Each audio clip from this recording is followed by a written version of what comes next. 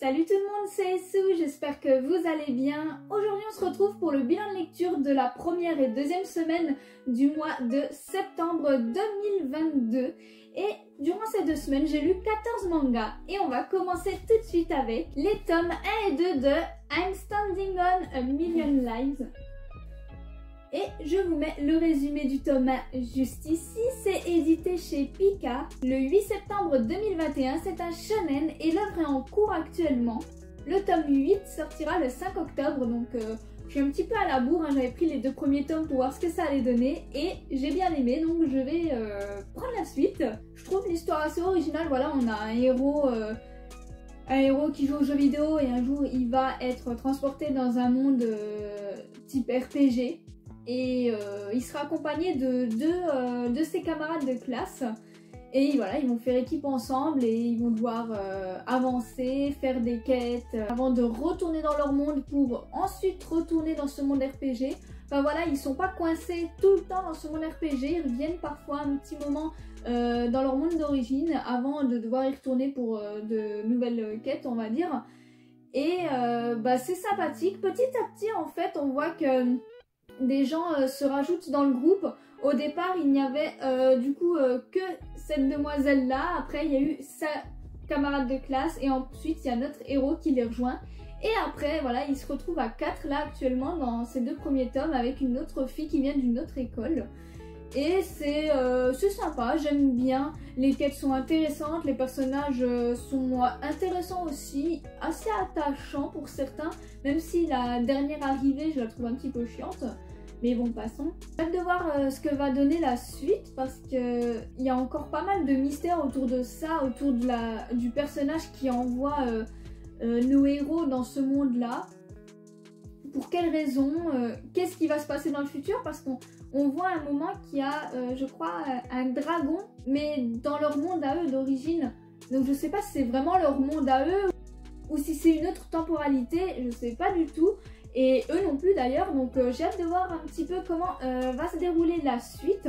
Ce qui est cool aussi, c'est que nos personnages, voilà, ils ont des pouvoirs en fonction de classe qu'ils reçoivent au hasard, et à chaque fois qu'ils montent d'un certain niveau, ils changent de classe. Donc le tout devient vraiment varié, ça fait du bien, c'est pas toujours la même chose. Et quand le personnage meurt, il y a un temps avant qu'il revienne à la vie. Et voilà, tout ça c'est vraiment sympathique, on passe un bon moment. L'histoire est suffisamment intéressante pour nous donner envie de lire la suite. Et il faudra que je me procure les autres tomes pour voir ce que ça va donner prochainement. Mais j'ai bien aimé, franchement c'est vraiment cool. Je vais vous montrer les dessins qui sont en plus de ça assez bons.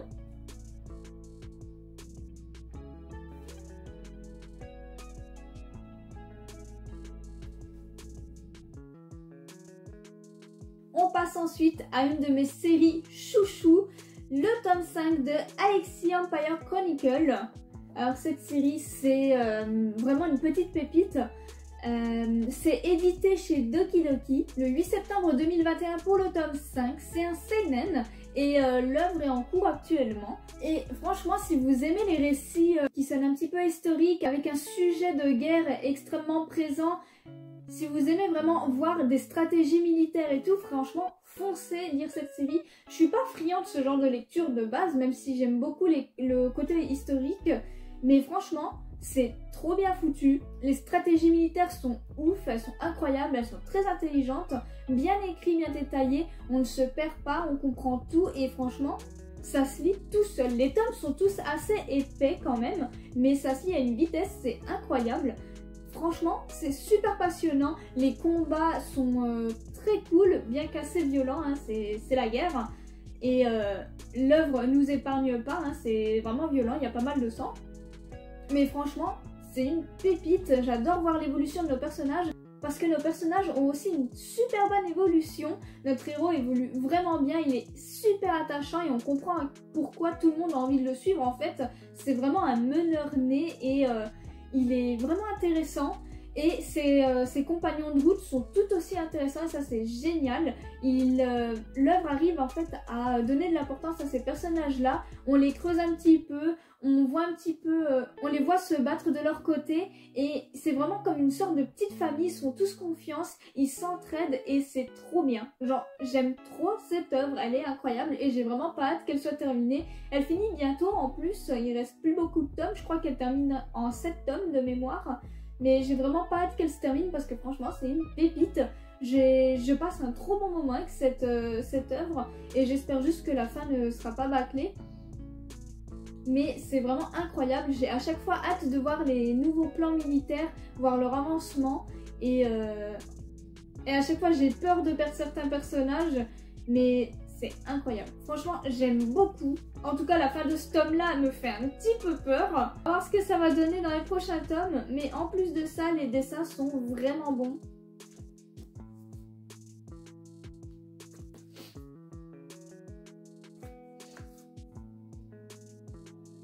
Encore une fois, attention aux âmes sensibles parce qu'on suit vraiment de nombreuses guerres et c'est très violent, mais c'est incroyable. Ensuite, j'ai lu les tomes 11, 12 et 13 de Moriarty. Encore une de mes séries chouchous. Vraiment, je l'aime d'amour celle-ci aussi. C'est édité chez Kana. 3 septembre 2021 pour le tome 11. C'est un shonen.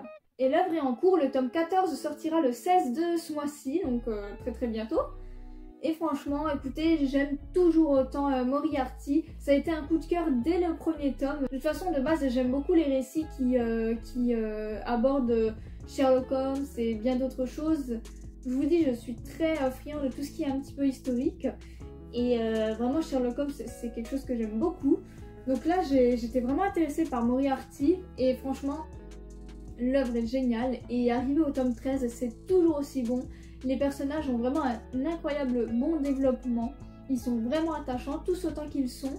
J'adore à chaque fois suivre Moriarty et Sherlock Holmes de manière assez variée. Et franchement, leur temps d'apparition, c'est vraiment correct. Hein. Le partage des chapitres est plutôt bon et franchement, j'ai autant hâte de voir le côté de Moriarty que celui de Sherlock Holmes. C'est juste trop bien. Ça me fait aussi un petit peu penser à Black Butler, hein, notamment sur les dessins, sur les personnages. Mais rien à voir. Hein. Mais comme je suis très fan de Black Butler aussi, franchement, il y a tout pour me faire aimer cette œuvre. Et dans cet homme-là, eh ben, l'identité de Moriarty comme le prince du crime va être révélée au monde entier. Donc c'est plutôt pas fou, on pourrait dire. Hein. Sherlock Holmes, du coup, confirme ses doutes et c'est maintenant officiellement que Moriarty est ce prince du crime qu'il cherchait tant et qui le fascinait tant. Et en fait, là ils suivent tous un plan pour Moriarty.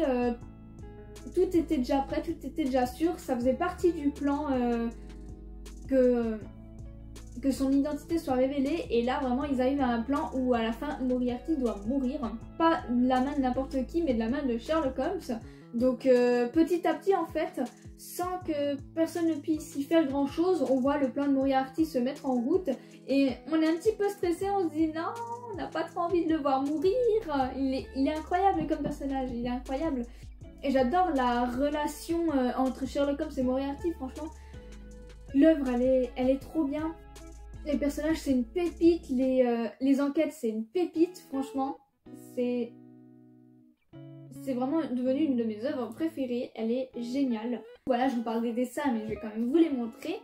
En plus, au début de chaque tome, on a une sorte de petit poster comme ça et ils sont trop beaux, c'est trop cool.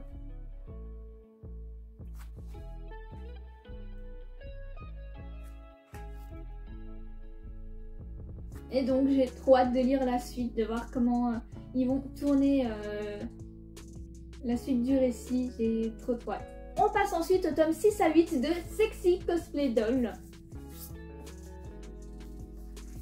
Encore une fois, une de mes séries chouchous, décidément là, c'est presque que ça. Sexy Cosplay Doll, voilà, j'ai connu l'œuvre avant l'animé. Et j'avais tout de suite eu un gros coup de cœur sur cette œuvre parce que voilà, ça parle de cosplay, c'est une activité que je pratique de temps en temps quand je vais à des conventions. Et c'est quelque chose que j'aime vraiment énormément. Les personnages sont tellement attachant, je vous jure. Avant de vous en dire plus, je vous dis juste, c'est édité du coup chez Kana. Le 3 septembre 2021 pour le tome 6, c'est un seinen et l'œuvre est en cours actuellement. Il n'y a pas encore de date pour le prochain tome parce que le tome 8 vient de sortir.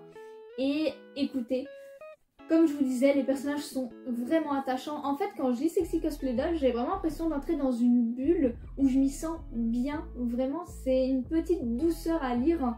Il n'y a pas de problème, il n'y a pas de tracas, c'est juste de la bonne vibe, de la tendresse. Cette œuvre, elle est vraiment bonne. La relation entre Gojo et Marine, nos deux protagonistes principaux, est juste incroyable. Je les trouve tellement innocents, tellement attendrissants, tellement... Ah, leur relation, elle marche trop bien. On a juste envie, c'est de les voir ensemble en fait. Franchement, l'œuvre est géniale. Les cosplays que Gojo fabrique pour Marine sont à chaque fois plus incroyables les uns que les autres. Ce mec a des doigts de fée. Une touche là dans ces tomes-là, c'est que en fait, ils vont être mêlés du coup à leurs camarades de classe parce qu'ils vont devoir participer à un événement et du coup ils vont choisir, du coup il y a une sorte de concours de beauté qui donne des points bonus à une classe si elle gagne et du coup ils choisissent Marine qui est vraiment magnifique et qui est mannequin également. Et sauf qu'il y a une règle, c'est que si c'est une fille qui participe, elle doit se déguiser en garçon et inversement. Du coup, elle va se cosplayer en un personnage déguisé en garçon. Donc Gojo va lui faire son costume et tout. Et en fait, ça va mêler toute la classe à leur petit univers du cosplay, à leur petite bulle. Et c'est ça qui me touche, c'est que Gojo, c'était un mec qui était un petit peu tout seul de base, qui n'avait pas vraiment d'amis. Et là, dans cet homme-là, il va s'ouvrir à cette classe. La classe, elle est vraiment ultra adorable, très gentille. Elle ne se moque pas de sa passion. Personne ne se moque en fait du fait qu'il fasse des poupées. Au contraire, ils admirent ça parce que c'est un travail monstre et très minutieux. Ils admirent ses cosplays, ils admirent tout en fait, même sa façon de maquiller Marine. Et ils sont tellement bienveillants envers lui et ça le touche tellement. C'est juste trop beau en fait. C'est une œuvre vraiment bienveillante et j'aime tellement ça. C'est vraiment ma petite douceur niveau lecture. Quand tu te sens mal, t'as envie de lire Sexy Cosplay Doll, c'est pas prise de tête et c'est juste attendrissant. Et tu te sens mieux. Hein. C'est juste trop bien. Je suis contente de voir que Gojo peut s'ouvrir à plus de monde, avoir potentiellement plus d'amis du coup. Et qu'il ne culpabilise plus en gros de faire ce qu'il aime faire. Et comme d'habitude, sa relation avec Marine est juste incroyable. On va même découvrir encore quelques nouveaux personnages qui sont vraiment cool. À chaque fois qu'il y a des nouveaux personnages, ils sont géniaux. J'espère juste que certains persos qu'on a vus dans d'anciens chapitres et dans d'anciens tomes referont leur apparition plus tard. Parce que c'est vrai qu'il manque un petit peu certains. On s'attache tellement facilement et rapidement à eux qu'on ressent un manque. Et voilà, cet homme-là, c'était vraiment une pépite. Et comme d'habitude, les dessins sont juste incroyables.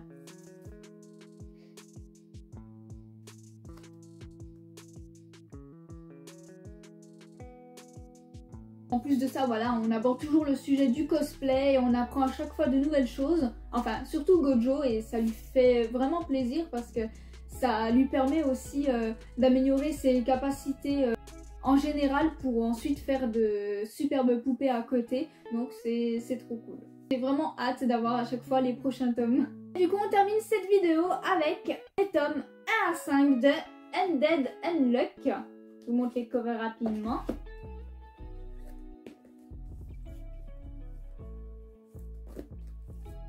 Voilà. Alors, je vous mets le résumé du tome juste ici. C'est édité chez Kana le 3 septembre 2021. C'est un shonen. Et l'œuvre est en cours actuellement. Le tome 8 sortira le 18 novembre. Alors au départ, Undead Unluck, voilà, j'avais acheté cette petite édition limitée où il y avait un porte-clés avec.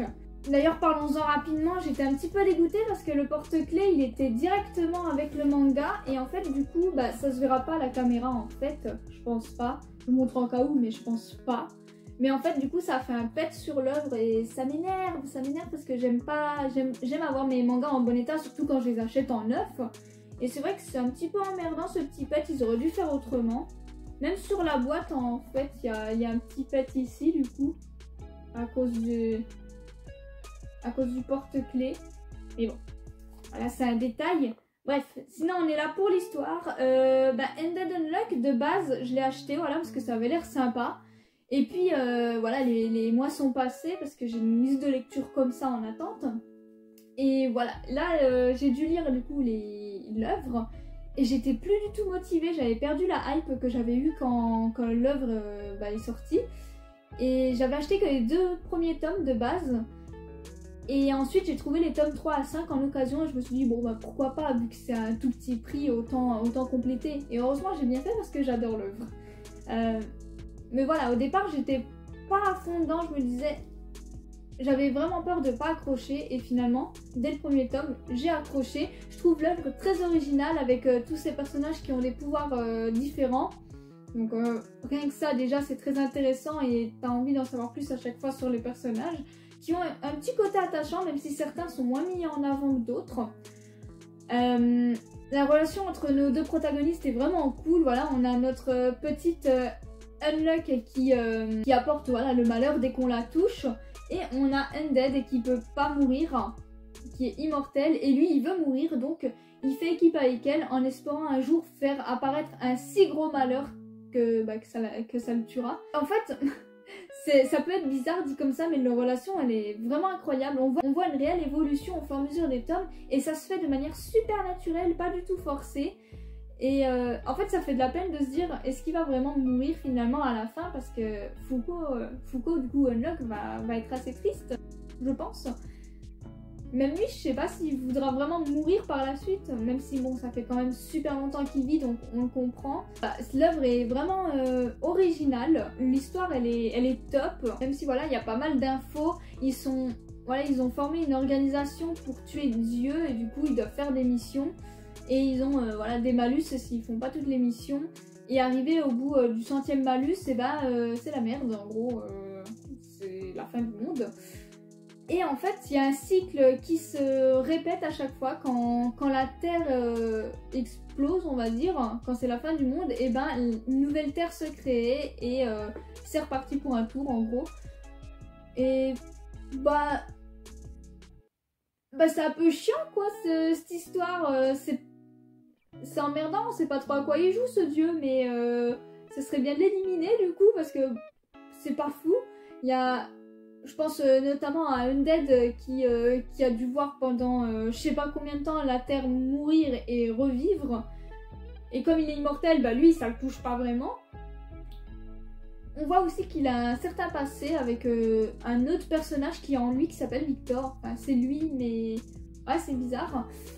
Et dans le tome 5, on creuse le passé de Undead, du coup c'est vraiment cool, ça permet aussi de rendre plus forte Foucault et de créer un lien encore plus fort entre ces deux-là. Et ça fait plaisir, voilà, j'ai bien aimé ce tome 5 qui nous plonge vraiment dans le passé de Undead et qui nous fait comprendre un peu plus l'histoire de son personnage. De voir du coup les prochains tomes pour voir s'ils vont réussir à sauver la Terre cette fois-ci et éliminer le dieu ou pas. On croise les doigts quand même, ça serait bien. Là nos héros ont un élément plutôt positif dans la manche, c'est qu'ils ont quelqu'un qui peut voir l'avenir. Donc c'est vachement pratique, ça peut vachement les aider. Donc on verra ce que donnent les prochains tomes, mais en tout cas j'ai bien aimé là. Je vais vous montrer les dessins qui sont vraiment pas mal. Il y a pas mal de combats dans l'œuvre et c'est complètement déjanté et très très drôle la plupart du temps. Donc voilà, si vous aimez les combats bien sanglants, de l'humour à tout va et une histoire complètement perchée, foncez, c'est... L'histoire est autant perchée que ces personnages, donc vraiment j'adore. Et c'est ainsi que se termine cette vidéo bilan de lecture, j'espère qu'elle vous a plu. N'hésitez pas à me dire vos lectures de ces 2 dernières semaines et si on a des lectures en commun ou non. Vous pouvez également me suivre sur Instagram pour suivre toutes mes reviews sur tous les mangas que je vous présente chaque jour ou presque. Et sur ce, passez une bonne journée!